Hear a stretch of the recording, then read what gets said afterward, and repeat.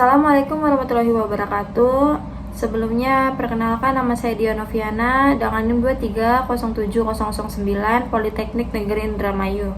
Di sini saya ingin mempresentasikan atau menunjukkan hasil dari UAS Machine Learning atau tugas akhir saya yang berjudul Prediksi Jumlah Pekerja Migran Indonesia atau PMI Kabupaten Indramayu berdasarkan tahun, jabatan, dan negara tujuan menggunakan algoritma random forest. Baik, di slide selanjutnya ada dataset yang dimana dataset yang digunakan merupakan jumlah PMI untuk Kabupaten Indramayu yang berisi tahun, jabatan, negara tujuan, dan jumlah PMI-nya. Dataset ini untuk memprediksi jumlah PMI berdasarkan pola data sebelumnya. Jumlah data pada dataset yaitu sekitar 800 data. Target variabelnya buat project saya itu sampai jumlah PMI-nya. Selanjutnya ada metode algoritma machine learning-nya. Pada tahap processing dilakukan menghapus data kosong menggunakan dropna, membersihkan nama kolom, mengubah data kategori menjadi numerik menggunakan label encoder. Setelah processing, data dibagi menjadi dua, yaitu data training 80% dan data testing 20%. Pada project ini digunakan dua algoritma machine learning, yaitu ada random forest regression dan decision tree regression. Kemudian model dilatih menggunakan data training dan dilakukan evaluasi menggunakan data testing. Metode evaluasi yang digunakan yaitu ada MAE, RMSE, dan R2 score. Berikut saya tampilkan Google Colab-nya. Di sini saya akan memperlihatkan Google Colab processing EDA yang saya buat. Yang pertama itu ada import library untuk mengimport library atau dataset. Yang kedua, load dataset. Ini untuk melihat dataset yang saya punya. Ada tahun, kabupaten, jabatan, negara, dan jumlah PMI-nya. Yang ketiga ada cek info data.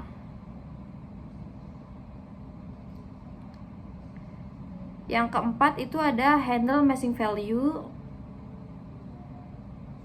Takutnya jika kalau ada missing value,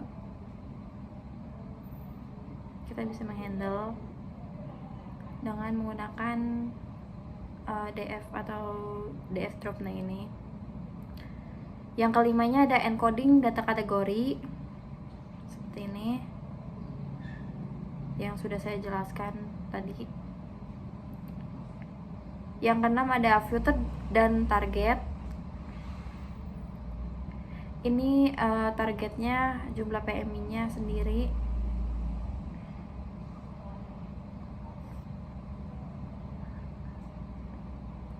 Yang ketujuh ada split data training dan data testingnya. Data training, data testing, jumlah data trainingnya dan jumlah data testingnya 80% dan 20%. Yang kedelapan ada training model random forest-nya seperti ini. Dan yang ke-9 pun sebaliknya, training model decision tree-nya seperti ini juga. Yang ke-10 itu untuk memprediksi modelnya, yaitu yang pertama ada prediksi model random forest-nya, dan yang ke-11 itu ada prediksi untuk model decision tree-nya. Yang kedua itu untuk mengevaluasi random forest-nya, mengevaluasi model random forest-nya. Random forest ada MAE, RMSE, dan R2 score. Yang ke-13 pun sebaliknya mengevaluasi model decision tree-nya.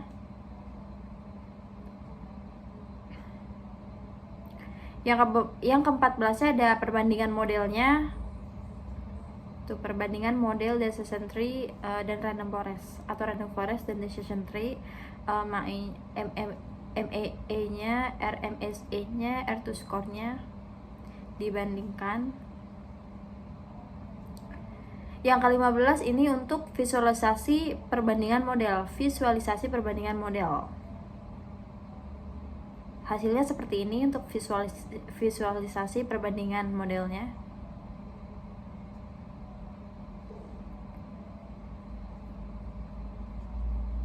Yang ke-16 ada visualisasi R2 score-nya.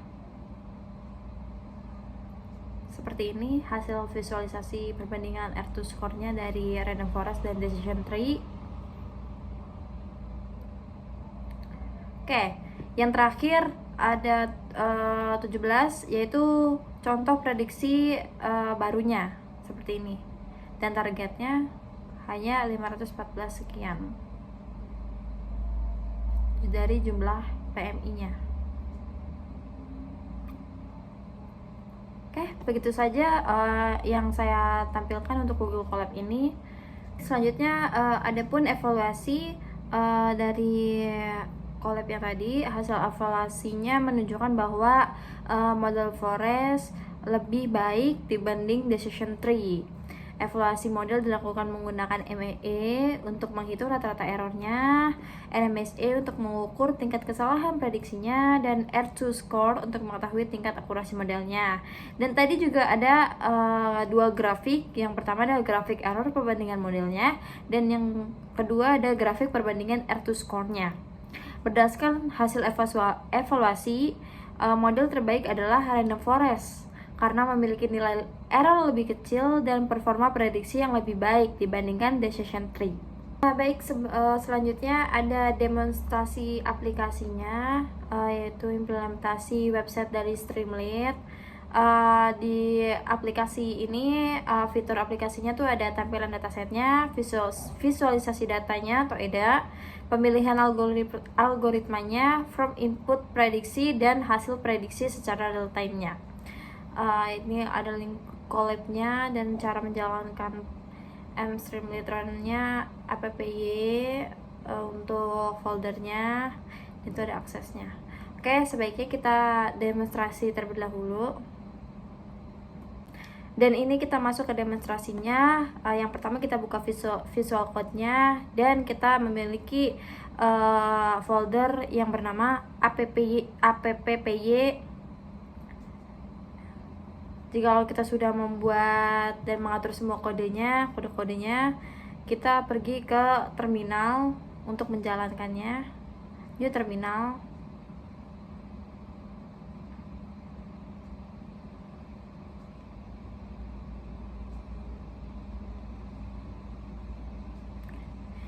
Sudah begini, kita masukkan Python Streamlit run appy.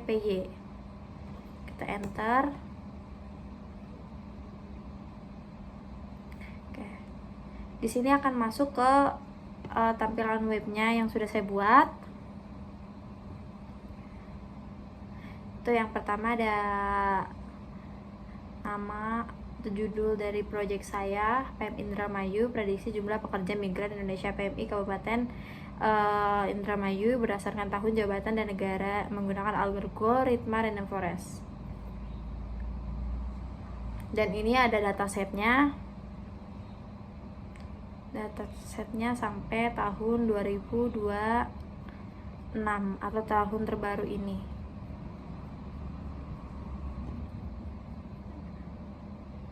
Jumlah PMI-nya ada 32 sekian ribu. Negara tujuannya ada 8, dan jenis jabatannya ada 15.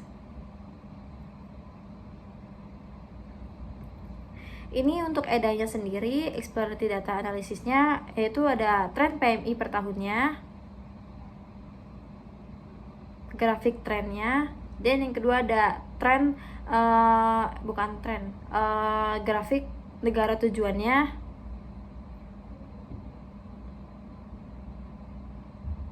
top negara tujuan. Ini yang paling banyak negara yang dikunjungi oleh warga Indramayu atau oleh TKW, yaitu ada negara Hong Kong, Ini yang paling top jabatan PMI. Yang paling top tuh ada caregiver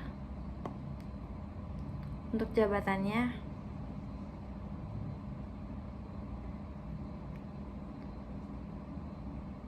Terus ada grafik distribusi jumlah PMI-nya. Ini distribusinya.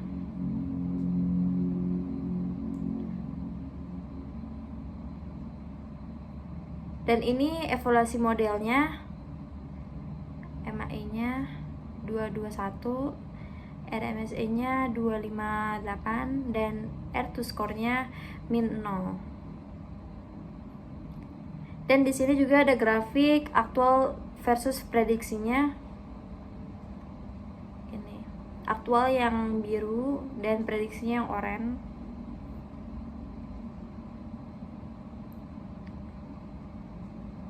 Dan di sini ada prediksi jumlah PMI-nya, yang dimana kalau misalnya kita masukkan kita input tahunnya di 2024.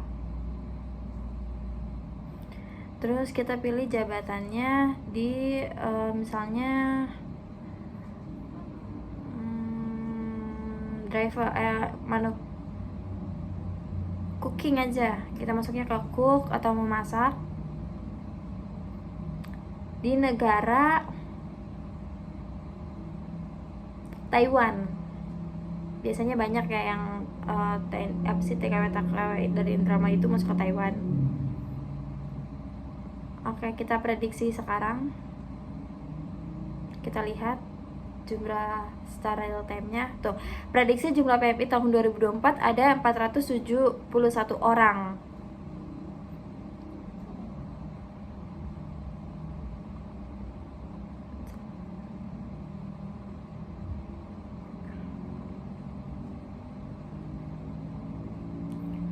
Ini untuk prediksi di random forest-nya. Coba kita pindahkan ke prediksi di decision tree-nya.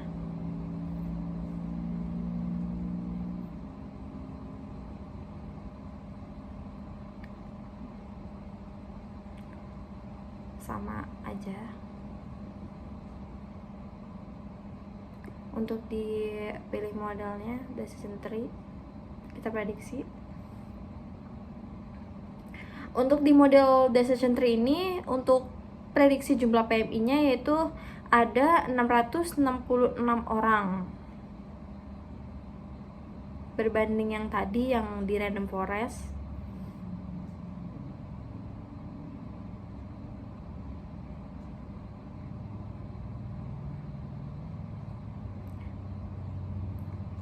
Oke, mungkin segitu saja untuk demonstrasinya.